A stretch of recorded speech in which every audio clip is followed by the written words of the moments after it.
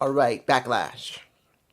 I had to think about this one. I actually kind of screwed up. I screwed up twice already trying to record this. I screwed twice.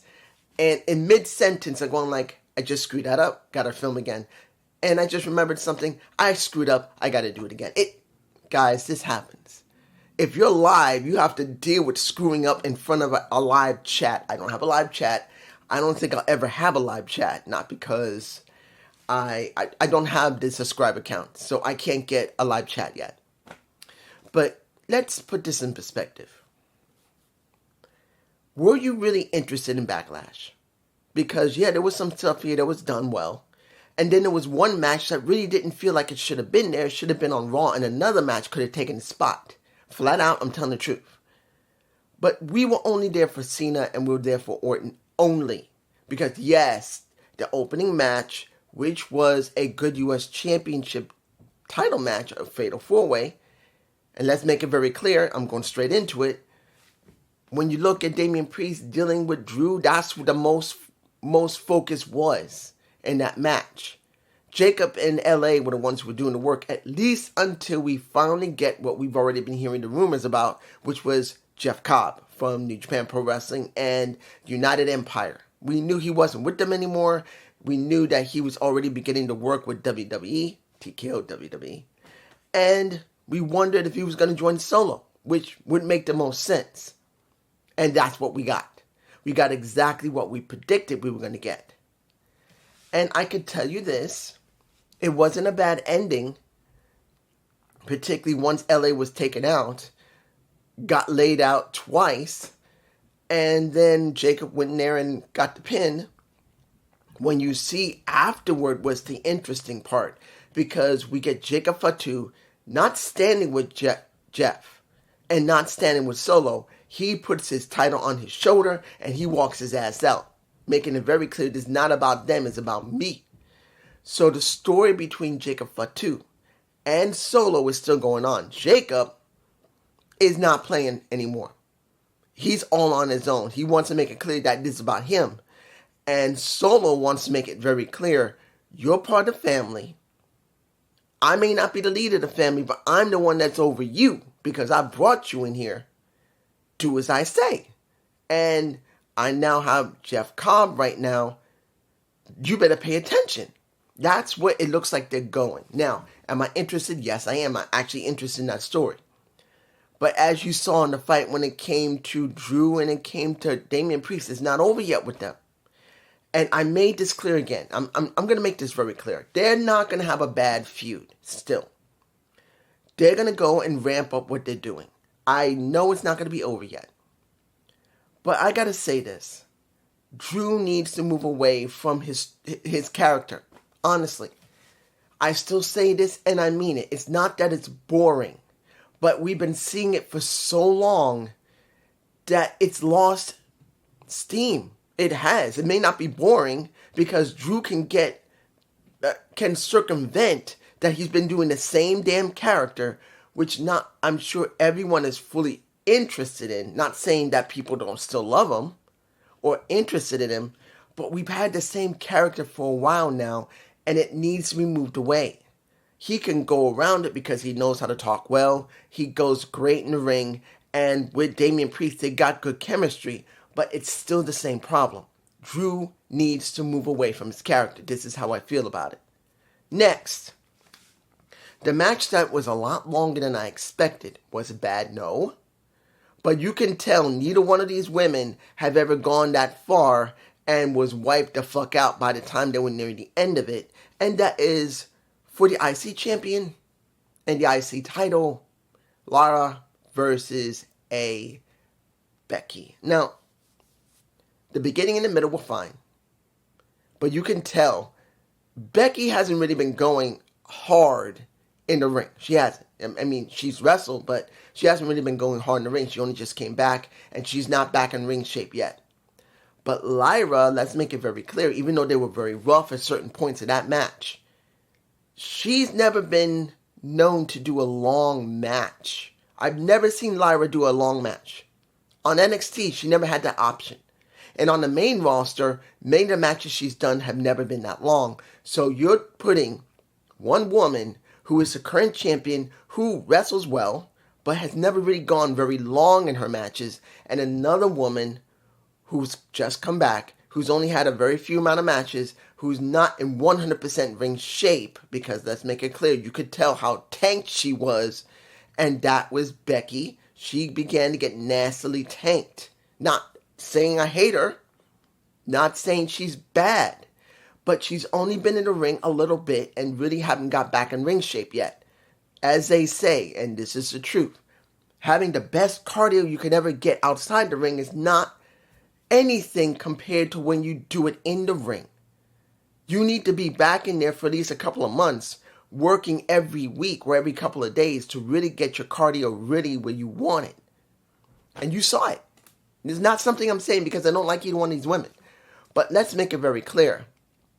Seeing that Becky might have broken Lyra's nose, maybe, because she wanted to poke her in the face with her hand and she might have really smashed her in the nose, maybe. But Lyra won, which is okay because I don't believe this feud is over. Because it wasn't over, because look what happened. Becky couldn't win. She kept struggling during the match. She could not beat Lyra. And in the end, she got pinned. And then she lost her mind, did the disarmer, and tried to break her shoulder. As we know she tried. And this feud isn't over yet. Not by a long shot. And let's make it very clear. Do I have interest in this feud? No. But will it still be good wrestling? Yes. Next. And I'm saying this not to be disrespectful, but let's make it very clear. This match should have been on Raw. Penta versus Dom for the IC title. I'm sorry. This was not about the match quality. It's about, what do we really have here? Just a straight match. Just a straight match that really didn't have very strong story behind it at all. Mind you, Penta's over like stink. People love Penta. Penta coming out, doing zero middle. Yes, I get it. He's great. Then Dom coming out. And they're singing Dom. They were just singing Dom's song. They were basically singing to Dom. He's over. Yes. But there's no really strong story with them. There was barely anything. And that's the problem. And as much as it was a good match, and then you got Grande Americana coming out, hitting in the head with his own forehead a Penta so he would lose, and Dom doesn't he does his splash pretty well. I'm not going to tell you Dom doesn't do a frog splash well. He does do a frog. The reason I'm botching here is I'm not forgetting about that DDT he did outside the ring when he dived out onto Penta. That was damn good. It was a great diving, but also a DDT when he was trying to do a suicide dive as well. It was done very well. And Dom looked good.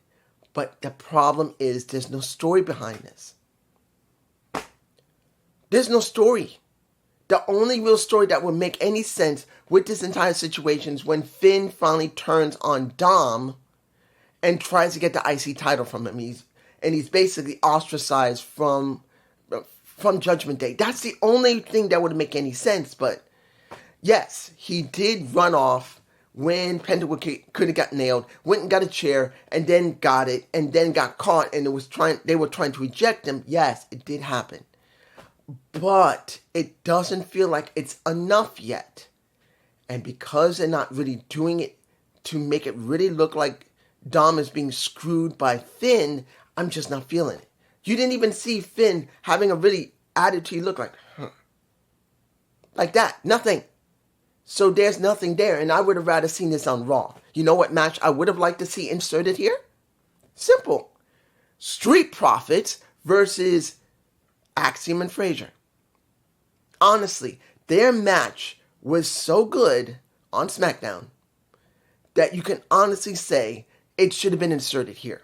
I would have had more fun with their match than I would have had with Dom and Penta's match. And that takes nothing from Dom. He did good. Nothing from Penta. He did good. There was just no story. Let's move on. the best match of the night. Gunther versus Pat McAfee. Now let's not get it twisted. This was not a 5-star classic grapple wrestling or high flying wrestling. This was story driven. It's all about story. Gunther getting tapped out by Jay, pissed out of his mind, blames anyone, including Michael Cole, for talking about it, and then tries to take out Pat. Pat says, I don't like it, and the vid pack was done pretty well. I want a match. He gets one. And we get to see the true, what can I say about Pat McAfee? Look, I haven't watched football in a very long time. Very long time I've watched football. I used to watch in the 90s and maybe the early 2000s, but I gave that up along with basketball. I used to like basketball. I loved the Knicks, and I got pissed off at the Knicks. I don't remember what pissed me off about football. I think it was how the Cowboys were against the Patriots at one point during the 2000s. I don't remember. It's been a while. But I love the Cowboys, and I love the Knicks. The Knicks fucked themselves up, and the Cowboys could never get it done correctly. Not saying they didn't win. It's just something turned me off.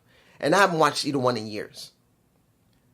So I had not been watching for a long time, so I'm not really know much about Pat until he joined WWE, and I learned he was a punter. But he has proven himself to be great for the wrestling industry. He's a great character when it comes to doing the work on the mic. He is. Being on commentary has made it way more interesting, and you can see that Michael Cole loves working with his best friend. You can see when he has fun. He's legitimately, Michael Cole is having fun.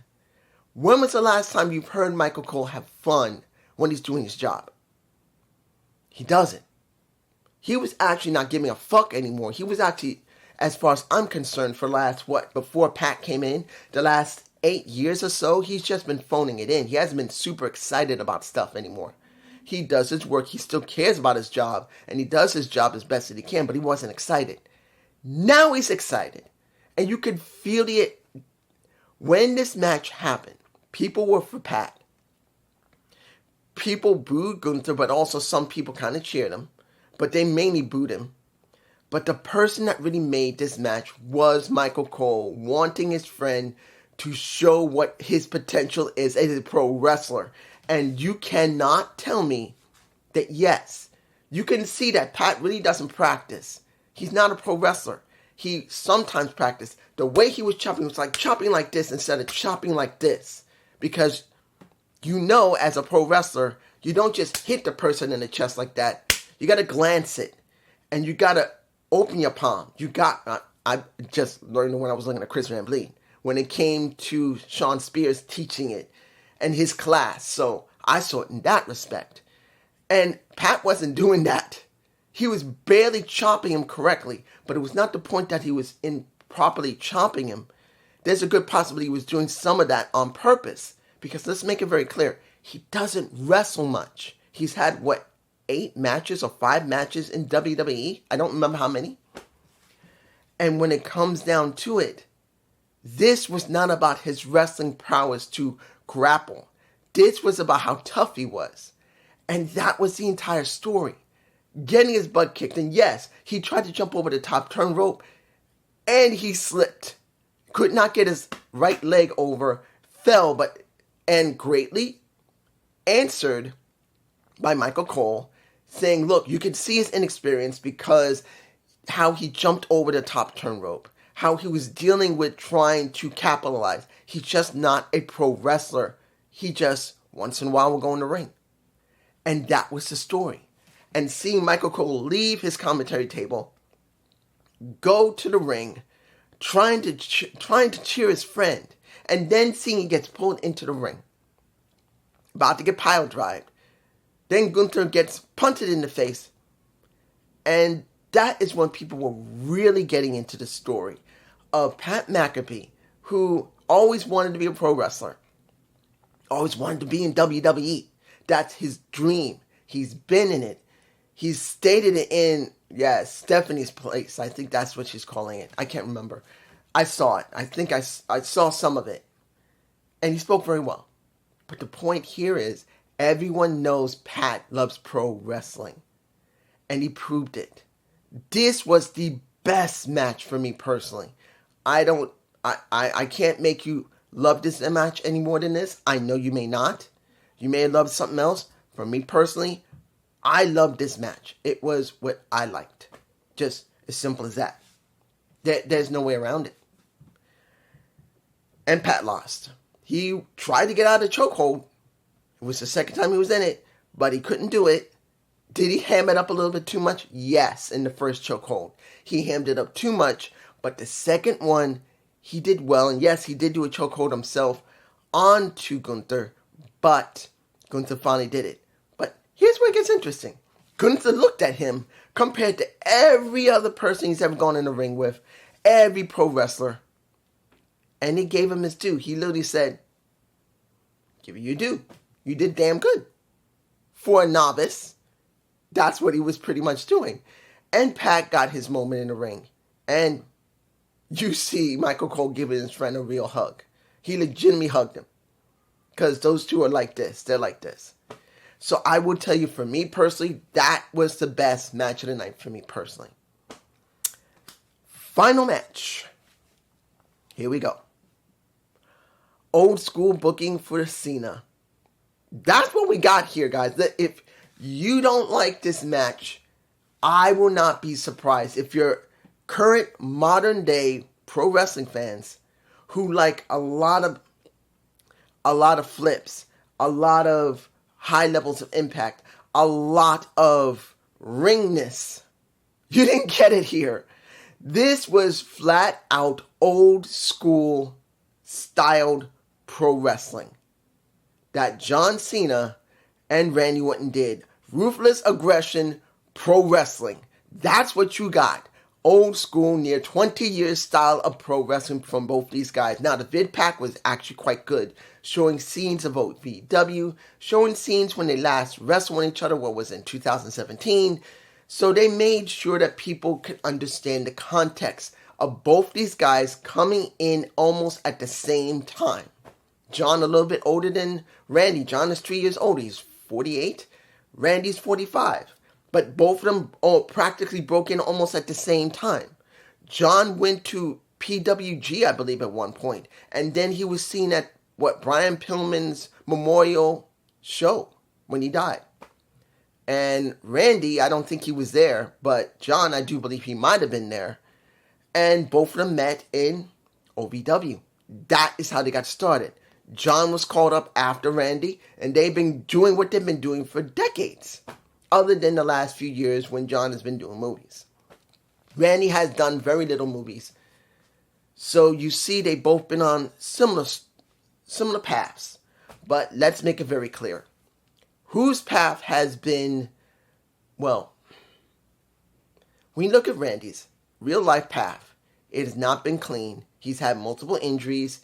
He's had attitude, he had problems, and he said himself on the Broken Skull podcast, at this point, I finally learned not only how to do promos, but actually to appreciate what I'm doing and caring about what the fans care about, because I wasn't doing it that right.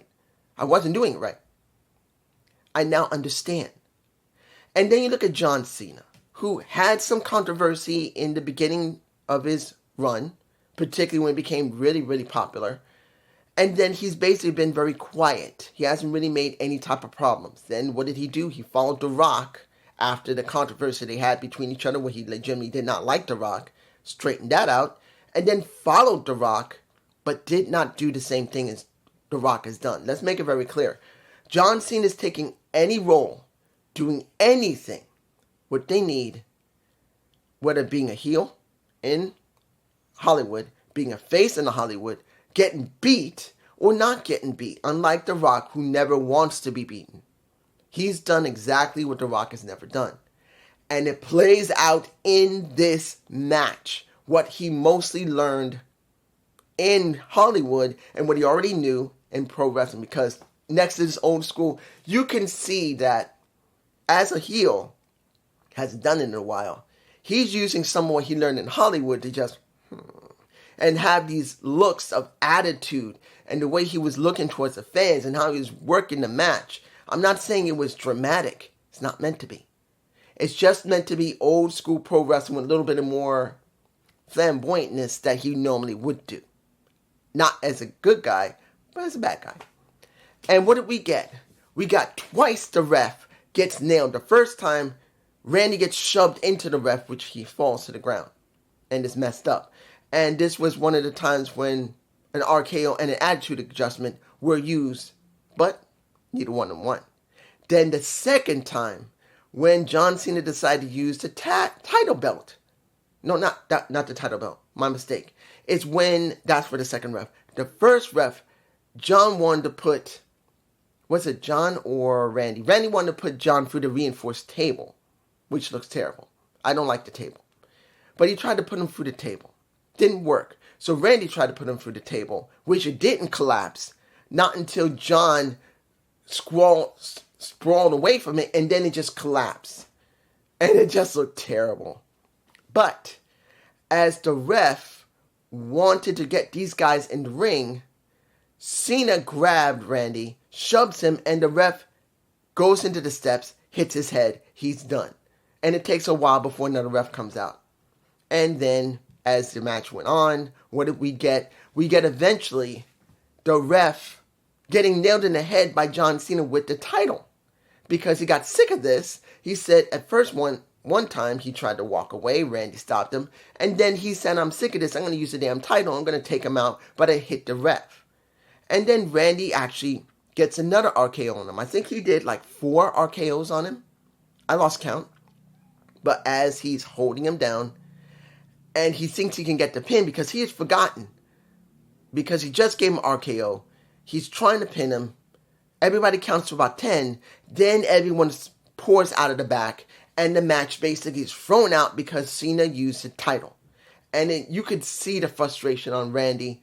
And he goes right to Nick, who's there. And he says, I can't do anything. You just nicked that both refs are down. And he used the title. It's thrown out. And then Randy proceeds to RKO 5 people. I believe it was Petey Williams, Jamie Noble, Jason Jordan. I can't remember the last person other than Nick Aldis, but there was 5 of them. They all got nailed. Done. And then when he's about to nail Cena with a punt, because he tried before, he couldn't do it, R-Truth runs in, tries to stop him. He gets RKO'd. And then you see, if I got the shot of him getting gonaded by John Cena, because he did, he gonaded him. Then he grabbed the title again, hits John hits, excuse me, John hits Randy in the head, and the first ref, who was laid out, finally decides to wake up, crawls back into the ring. 1, 2, 3, we're done. John still wins. And everyone boos their ass off. Now, they did say bullshit at one point because they believe Randy should have won. But they were just booing their asses off because of how it ended. And this is old school booking for you. It just flat out is. No problem. But here's where things become somewhat of an issue in St. Louis, Missouri. Because if you saw when Randy first came out, he was being cheered out the gonad. Out his loins. But when John won, and they were booing him, as he decided to go around and does his promo saying, I need real competition. I am the true last champion, and this is the last time you see me here. And then after the show ended, because if you watch the post-show, they show a little bit more of John. He does his title, goes up the ramp. People are cheering him, thank you, Cena. And that's supposedly after the main camera's off, unless you have the ability to be able to see afterward to the after show, the post show. And people cheering, thank you, Cena. Doesn't break his character, pulls his title, throws it on his shoulder, and walks away. That, I believe, is one of the problems that we have with John Cena. Because, let's make it clear, John has always been divisive. There's just no way to get around it. There have been people that just can't stand John back in the mid-2000s because he always won. He always won. And people believed he was a damn heel no matter if he was a good guy. They couldn't stand him. But he was also still being cheered. And what do we got now? We got John, who is being booed, but also being thanked. Now, is that a bad thing? No. But you have to be careful, because you can't let everybody just hear him being cheered, thank you, because that messes up a little bit of his character. And I was able to watch that. And I kind of wish WWE would not do that. But this is the way it works. So was this a good show? It was okay. I don't agree with everything that was there, but it was okay. But was this great for Cena? Yeah, it was. And great for Randy. He was in his hometown, and people loved him, and they want to see him win that damn title. And because of the controversy that Cena nailed the ref, he is still going to have an opportunity sooner or later to go after that title. Maybe at SummerSlam. That would be the wisest thing to do. Drag this out to SummerSlam. Do not let Randy have the ability to face John again and get that title. If they got to face one another, find a way to make another controversy so Randy would finally get to SummerSlam and they could face each other at SummerSlam if they're going to finally give the title to Randy, even though John did win. That's if they do it, because I don't know. I'm going to tell you right now, I don't know if they're going to take the title off of John. I've been speculating something. This is what I'm thinking. I have this feeling, and this is just me, because of how things are going in TKO WWE. Because I have this feeling they want to move away from the legacy of Vince McMahon. Now, I could put this in the gut report. I don't want to. I just want to say this here. But this is my feeling, guys. I truly believe John may actually retire with the damn title. I know many people say, no, they're not going to go there. They may go there. I do believe they may go there. Because I have this feeling that the mainstay title of this satellite company, because as if you've seen my gut report, WWE is owned by Silver Lake. If you've not heard this, just in case you have not seen my gut report, I would recommend you look. I may put a connection of the gut report. And yes, I know I'm a little long-winded in that video because it was a lot to try and understand in what was going on. And I felt like I was repeating it a little more than I should have. But if you haven't seen it, next to looking at it, and hopefully you don't get bored of it, currently, when it comes to Ari Emanuel, he doesn't own the company anymore. He sold it to Silver Lake, which last year bought many, I think more than half the shares of Endeavor Group Holdings. And this year, they finally settled, and the company was bought out. So you have Silver Lake, you got Endeavor Group Holdings, on side of it, TKO Group Holdings, which owns UFC and WWE. So right now, Silver Lake is the true owner of WWE. And with the controversy, and I haven't made a gut report yet, on Vince McMahon and finding out that Vince was stalling on the merger 2 years ago almost a year and a half ago, I think, now at this point, when he was working on the merger with Endeavor and creating TKO Group Holdings, he was stonewalling it. And now he's going to be taken to court again next to what's going on with Grant, because people lost money because of it. And they may have to be reimbursed by Vince McMahon himself because of it. And I have this feeling that next to Triple H being called in as testimony, and Nick Khan is going to be called in to do testimony, yes, this other case is going to have Triple H and Nick Khan. And because of it, I have this feeling they want to get rid of the title. That goes right back to what I'm saying. John Cena may legitimately retire with the original title as far as television is concerned. They will mint a new title that will hold Endeavor as a part of maybe of its design. That's what I think it could be. Hang on. Sorry, I was about to click over. I'm saying it in this respect that they went old school on this show for the last match. That is obvious what they did. And I truly believe, if I'm correct, John will retire with the title, and they will mint a brand new title to go with their new era of ownership, because it's not the Endeavor era, it's the Silver Lake era, which they probably won't show Silver Lake on their title or Silver Lake as their current owner. They'll just keep saying it's WWE. But you have Silver Lake that owns Endeavor Group Holdings, which owns TKO Group Holdings, which owns WWE. 1, 2, 3, 4. That is a lot to say. I hope you enjoyed this review. Please give me a comment below. And sorry for the coughing. My allergies have been messing with me again. Yeah, it's been raining in New York, guys. On and off raining. Next to my back hurting and my leg hurting, the humidity has been making the pollen stick, because there's a lot of plants out here. And it's like, even with my allergy medicine, it's driving me nuts. Peace.